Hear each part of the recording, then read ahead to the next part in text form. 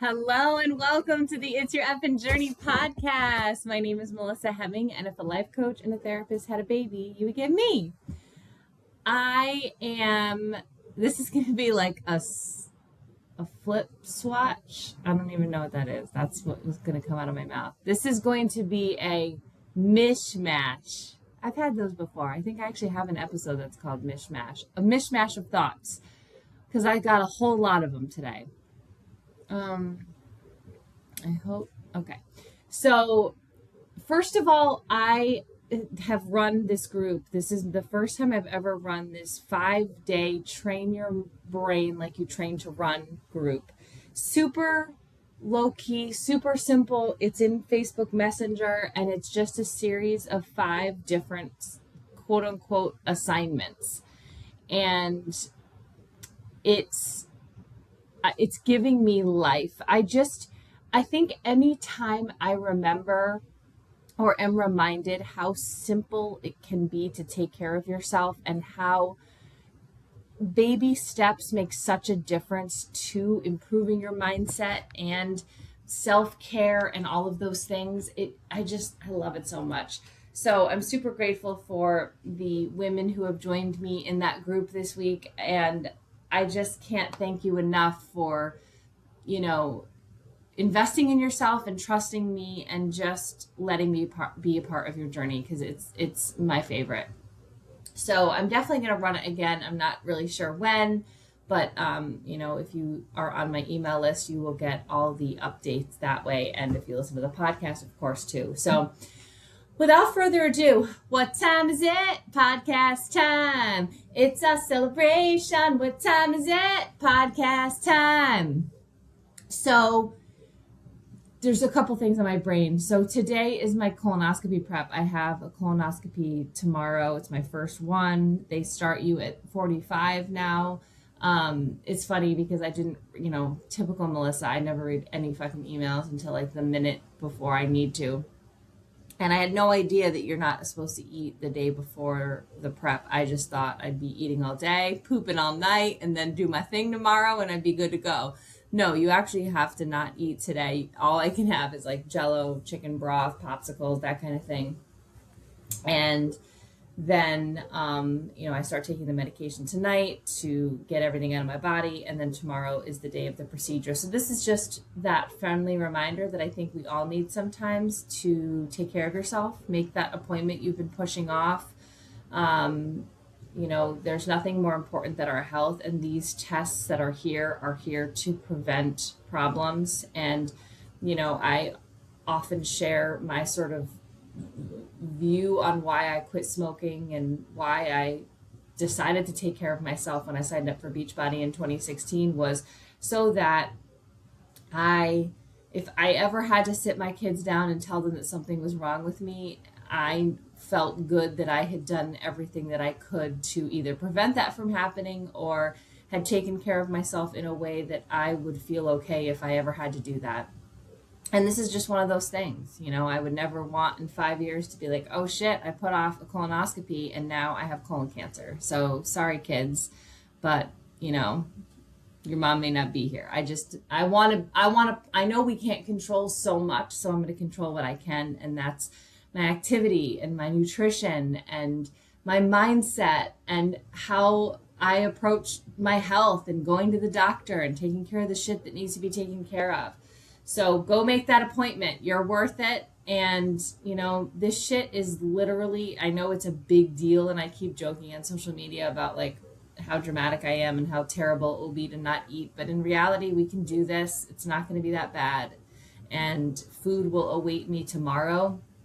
And I'll feel better knowing that I got a clean bill of health. So, and also I was trying to switch my mindset on the way home from just dropping Declan off at school. And I was thinking to myself, like, if you get a clean colonoscopy, you don't go back for 10 years.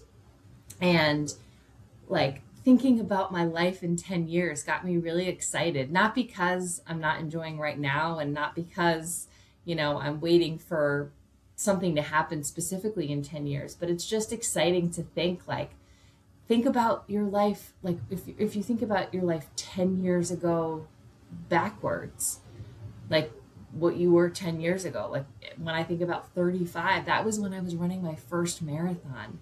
Like even that's exciting. It's exciting to look back too, but also exciting to know, like maybe if you look backwards and you're not excited about the changes that you've made, think about the future and what you want your life to look like.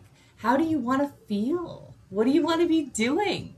And you can make those baby steps, like we just talked about, like in the 5-day Train Your Mind program. You can take baby steps, and if you start those baby steps now, your life will be unrecognizable. When I think about 10 years behind, I don't know why I keep saying that so weirdly. 10 years ago, it's not that hard, Melissa. 10 years ago, you know, I can't believe the twists and turns that my life has taken, and I'm so grateful for it all. So here's to the next fucking 10. Here's to a clean colonoscopy and the next 10 years. But I wanted to talk about, so I did something that I felt really bad about this weekend, and I haven't talked about it yet, except for my friend that I was with. But when I was little, I had a bowl haircut. I had a bowl haircut for like most of my childhood, probably until like 4th grade was when I think like my mom started letting me grow my hair out. And when I had a bowl haircut, I was often thought to be a boy.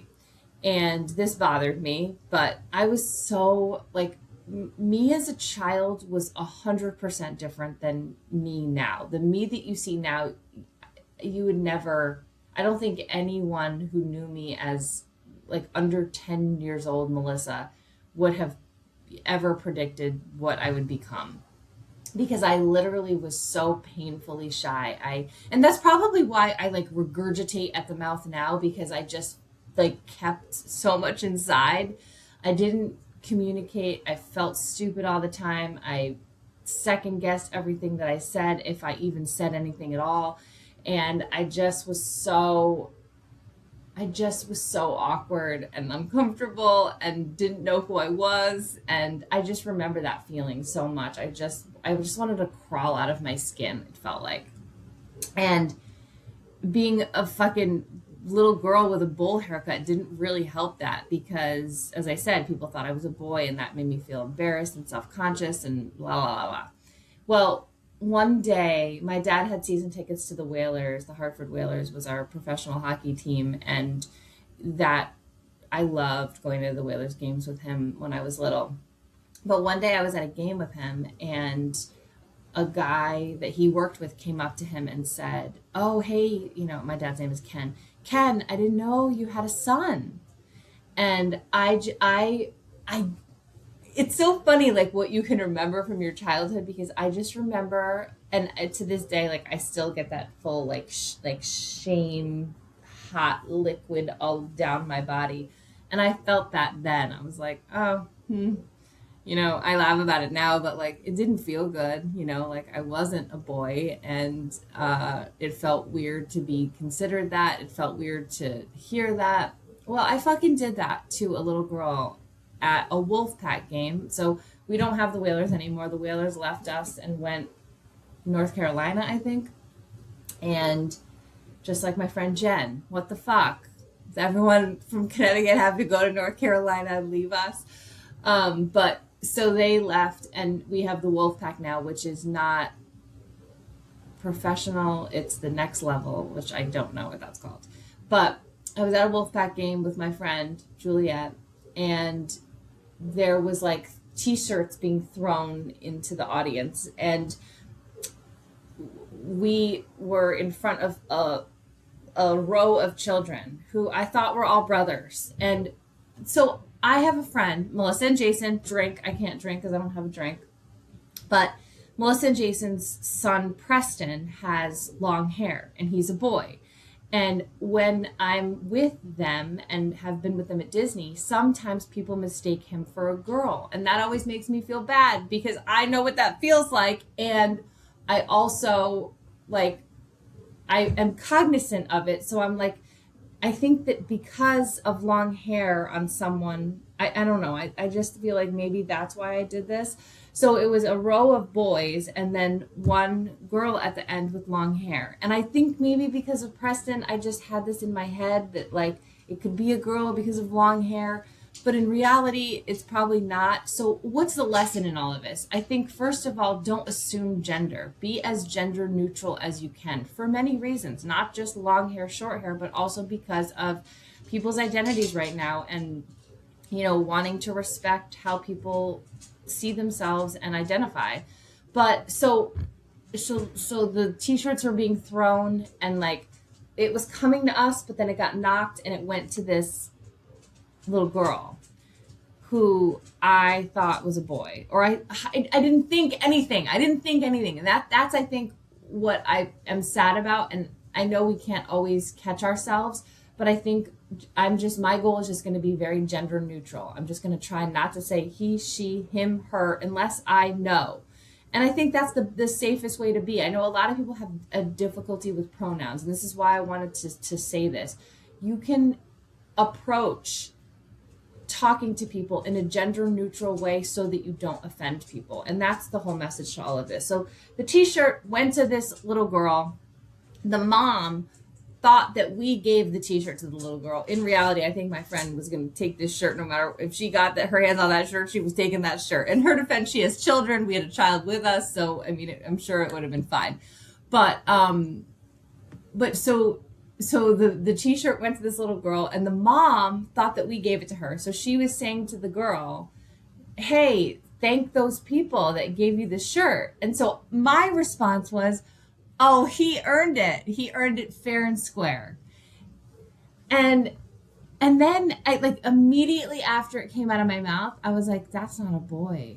This is not a boy. She had pink in her hair. She had pink shoes on. I know that doesn't mean anything either, which again, don't try to make yourself figure it out. Just be gender neutral. So I felt so bad and I obsessed about this for the whole rest of the game. And then at the end of the game, I was going to the bathroom before driving home, and who came out of the stall in front of me but the little girl. So we got to talk a little bit at the sinks. I talked with her and her mom. And I don't think that she was, I mean, who knows? I don't know how she feels. I didn't address it directly, but, we were friendly when I left. But so it's just my lesson. Again, I'm going to walk through being more gender neutral and aware of what I'm saying and never make assumptions, because I don't want to feel, and I don't want to make anyone feel like how I felt when I was little. So I felt really bad. So in the off chance that this girl's mom is listening to this podcast, I feel really bad, and I wish I could go back and change it, but I can't. So I'm just going to be really intentional moving forward. Also about, this, which I didn't think I was going to mention, but I will, is one of the, as we watch terrible shit happening in our country and in our world, sometimes we feel hopeless, helpless, all of it. I felt it as a therapist. It's wild, to have the conversations that I have every day with people trying to do their best in this crazy time. And one of the cool parts about my week last week was I got to help. I don't write a lot of letters as a therapist. I will never write a letter like saying someone shouldn't work. I just don't do that. It's just not something I do. And another letter that I sometimes write is the pets, the emotional support animals for people living. Because if you don't know, Tucker and I made a great combo in certain aspects, because he loves civil rights and he is a lawyer. And so one thing he taught me is, because he specializes in housing, it doesn't matter if your landlord or your apartment says that they don't accept animals. If you get a letter from a therapist, they have to take that animal. So the more you know. So I love writing those letters for my clients too, so that they can have a pet, because pets just help. They help with so much.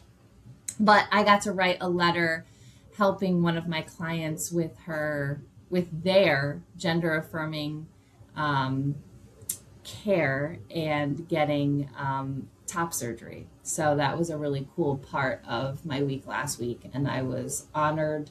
So I think sometimes when you feel helpless and hopeless, it's those one-on-one interactions that you have. It's that donation that you can make to the Dilley Detention Center so that kids who are being detained in our country can get clean water. It's that one-on-one therapy session that I can hopefully make a difference in how someone is feeling or functioning, or just giving them a place to let it all out. So I think sometimes when we feel helpless on a global sense or a global view, we just have to hone in on what difference we can make, what kind act we can do, how we can show up for someone else. And that's what I'm holding on to. So that was a good part of my week last week. The other thing that I wanted to talk about, that I just, when something like hits you and then it keeps hitting you, and I was thinking about being a woman, being the experience of being a woman, and just how exhausting it can be. And I was thinking it from the lens of our expertise. And I know I don't have to tell the women who listen to this podcast how fucking infuriating it can be to be a woman sometimes and have your knowledge and expertise be questioned. And I used to have to deal with this a lot. I felt it a lot in my marriage. Whenever there was something that we were talking about, whether it was parenting or relationships or just certain things that I do have a level of expertise in, it wasn't always listened to. And it was incredibly frustrating, like talking about parenting and saying, like, if something is age appropriate or what this would look like, what would I suggest in a therapy setting? And it wasn't, I don't want to say valued. It's not like I felt respected in my marriage in some regards, but I think what's interesting as a woman is that you sometimes aren't valued in that way. And I think that as women, because we're sort of used to that, we're sort of used to silencing ourselves, we're sort of used to being in rooms with very loud and opinionated men, we learn to take the back seat, or we learn to, I think that the skills that women have are so powerful because we know how to navigate in tricky areas where men are, I don't even know what I'm trying to fucking say, but I have felt this so many times this week of we need to learn how to express ourselves even if we don't know all the answers or feel 100% confident in what we're talking about. And I don't think women learn that enough. I know this, so I went to an all-girls boarding school in Greenfield, Mass for high school, sophomore through senior year. And the whole premise about all girls boarding schools was because we know that when women or girls are put into classrooms with boys, we tend not to speak up. We tend to take the back seat. And the powerful part about being in an all-girls boarding school is that we have the ability to sort of step up and learn how to talk and learn how to, challenge each other and, gain that sense of, I guess, autonomy in our voice. I don't even know. But it's funny because I have and I know if you're a woman listening to this, you're like, yes, because there are so many times we are not, I guess, valued or heard. I don't even know what I'm trying to say, but it's wild to be a woman. And, I know that I've been a therapist for almost 20 years. I've been a life coach. I have been a Beachbody coach since 2016. I have helped women, with habits and mindset and all of these things. But it's crazy to be in rooms with men who don't take any of this into consideration. And it's it's maddening. It's really maddening. I was having a conversation with someone earlier this week about habits, and he was saying that he is setting a goal for himself for 7 days a week. And, you know, what I feel like anyone who listens to this podcast would be like, Melissa would absolutely say never to do that. I know my therapy clients would say, Melissa would say never to do that. Do not set a goal for yourself for 7 days a week. You will fail, and the chances of you continuing are much lower.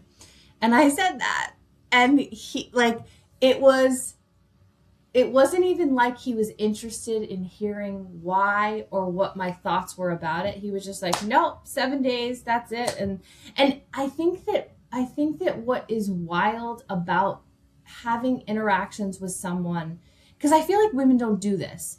I know as a woman, if I'm talking about an electrical problem and I'm talking to an electrician, I am going to have my ears perked up in that conversation. I am going to be ready to listen, ready to learn, because that person is an expert. If I have a question about a divorce and I call a divorce attorney and I am asking that divorce attorney, give me all the details that I need to know about this situation, I'm fucking taking notes. I'm fucking paying attention because that person is an expert in what they do. My friend who I was having a conversation about that 7 days a week exercise goal, is an expert on technology. If I'm having a conversation about technology or I have a question about technology, I am ears perked, listening, ready for that knowledge because he is an expert. I feel like a lot of times women or men do not allow women to be experts. And there's this, and you know, I often have said, you know, have the confidence of an average white male, because they feel like I don't like to make generalizations about groups of people, and I'm trying not to do that because I find myself doing that more and more now because it's part of our society. Like this administration or not, and I hope you fucking don't, because there's something fucking wrong with you if you do. But if you know, like it or not, it is creating a lot more hate in this world, and that is, you don't even argue with me about that. I fucking know that. It's facts. Mic drop. But it's just so anyway. So I'm trying not to make generalizations, but white men as a whole, I feel like, and it goes back to that conversation with Lillian and the finger banging. If you listen to that episode, we talk about curious men who want to learn.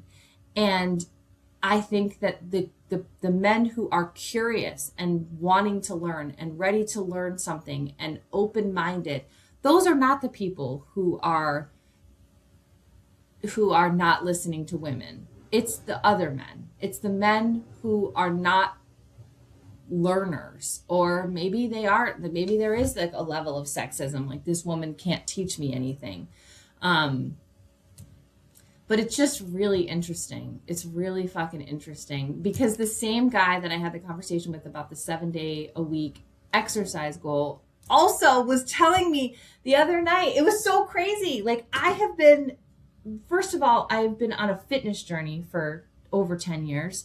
I have been, and it's funny, I can sit here and tell you my accolades, but I won't do this in person with him, right? Because I don't know why I should. Why don't I? Why don't we scream from the rooftops about what we know and what our knowledge set is? I think partly for me, it's just because, like, it's exhausting. Like, I have a master's degree. I've been doing this for fucking years. Why would I have to tell you I have a master's degree for you to listen to me? You should know or have some level of understanding that I may know something that you don't know.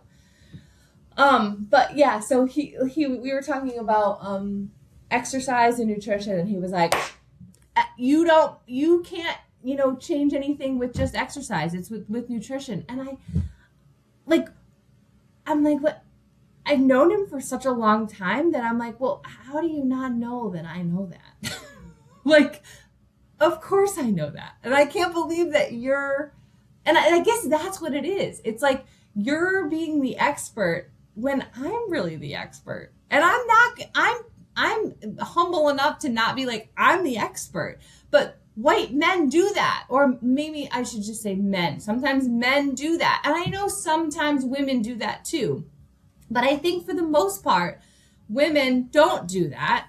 And we need to. Maybe we should. Maybe that's the whole point of this episode, is to say, maybe we should be like, hold up, buddy. I am the expert in this, and this is what I know. And listen to me or don't listen to me. But listening to women and learning from women is really important. And I think that the more that we fucking sit back and don't share our hearts, our feelings, our knowledge, our skill set, our expertise, we're doing a disservice to the people around us. And I guess the episode is about me just like fucking up life. No, I'm just kidding. I'm doing the best that I can with what I have. But I think having these conversations and being mindful about how we're showing up and how we could be showing up better is also really important.